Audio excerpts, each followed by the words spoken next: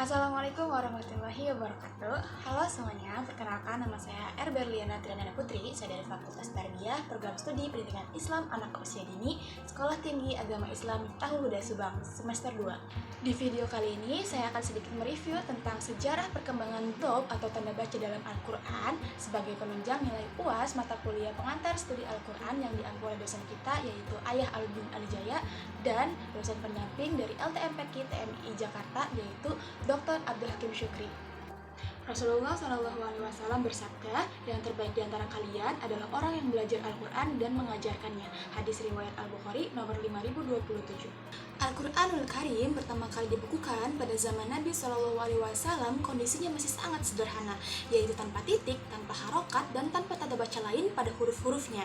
Nah, keadaan yang seperti ini di samping menyulitkan sebagian orang dalam membacanya, juga memungkinkan terjadinya multiversi dalam membacanya dan multitafsir dalam memaknainya.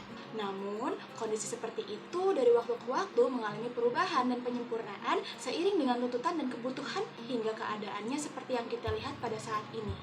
Rosem artinya tulisan Al-Quran yang terdiri dari huruf-huruf hijaiyah, sementara DOP adalah tanda baca seperti harokat, huruf-huruf kecil, tanda waqaf, dan hamzah yang ditambahkan dalam Mushaf Utsmani.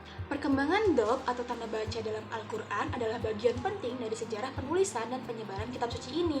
Nah, berikut adalah rangkuman mengenai tahapan-tahapan penting dalam perkembangan tanda baca Al-Quran. Yang pertama adalah masa Nabi Muhammad SAW. Pada masa Nabi Muhammad SAW, Al-Quran dihafal oleh para sahabat dan ditulis di berbagai bahan, seperti kulit, tulang, dan pelepah kurma. Nah, tulisan pada masa ini belum memiliki tanda baca karena bahasa Arab pada waktu itu belum mengenal sistem tanda baca yang kompleks. Yang kedua adalah pada masa Khalifah Abu Bakar As-Siddiq dan Umar bin Khattab.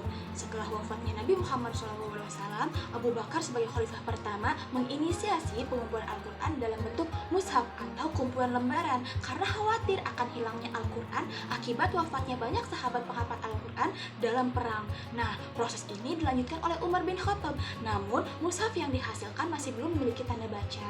Yang ketiga adalah masa Khalifah Utsman bin Affan. Pada masa Khalifah Utsman bin Affan dilakukan standarisasi mushaf Al-Quran untuk mencegah perbedaan bacaan di berbagai wilayah. Nah, mushaf Utsmani ini kemudian disebarkan ke berbagai daerah. Meskipun sudah distandarisasi, mushaf ini masih belum ditulis dengan tanda baca. Lalu, kapan awal penggunaan tanda baca atau DOP ini? Nah, inovasi pertama tanda baca dalam Al-Quran dilakukan oleh Abu Al-Aswad Al-Du'ali, yaitu seorang ahli tata bahasa Arab.